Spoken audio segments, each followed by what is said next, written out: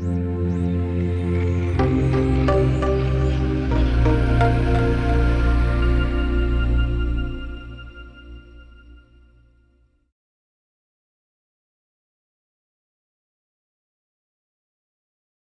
I'm John O'Brien. I'm one of the lead engineers on Lockdown. Well, from past Rainbow games, we've tried to put a big emphasis on improving the AI.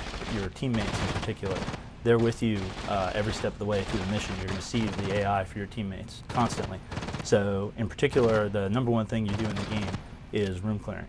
So we've put a big point of emphasis on speeding up room clearing and making it very lifelike. You didn't always do a good job of getting the team to capturing the tension of an actual hostage situation as the team tries to get in the room and take out the enemies as fast as possible. Our gunfights in past games felt very static. You could have a guy sitting there behind a desk and it could be bullets flying all around him and he's just sitting there shooting at you.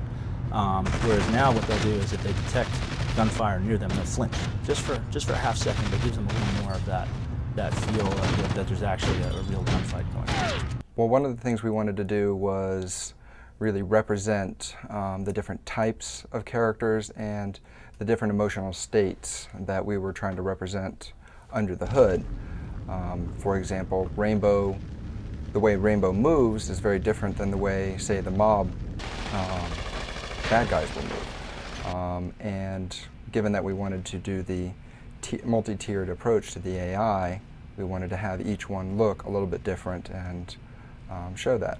One of the things we focused on in Lockdown is really improving the reactions of both the enemies and the AI teammates to what's going on around them. One of the things we have the bad guys do will be to kind of blind fire at you. They get terrified and they'll crouch down behind a box and then try and just shoot overhead at you randomly. We've had a lot of complicated mental states that we've kept track of in the AI. We haven't always shown those to you through sound and animation. So we've put a lot of emphasis in this project on upping the number of animations we'll give you for different AI mental states. For example, when you're moving around, you will often be playing 4 or 5 different animations at the same time in order to achieve the complicated actions that you're performing. Multiple different movement animations to get full 360-degree movement, combined with a grenade animation, combined with a different animation for the type of weapon you're holding. We have very specific sound cues for specific situations they react to. In fact, you'll even hear, if you lose a teammate during the course of the game, you'll hear one of the other teammates say, you know, Chavez is down, for example. So really try to make them more lifelike.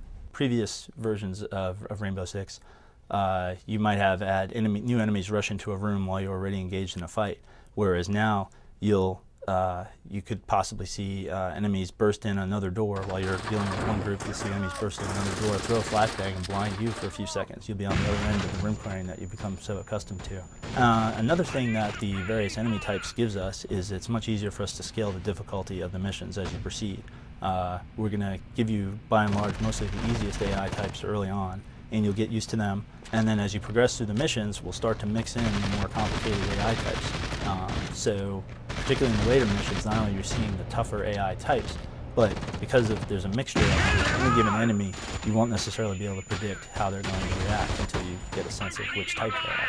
And so whereas in the past, we would use different weapon types to make different enemies more difficult, now it's not just a weapon type, but it's how skilled is the guy holding the weapon. So we can have you encounter guys who are equipped similarly, but yet will play very differently in terms of how much of a threat they are to you.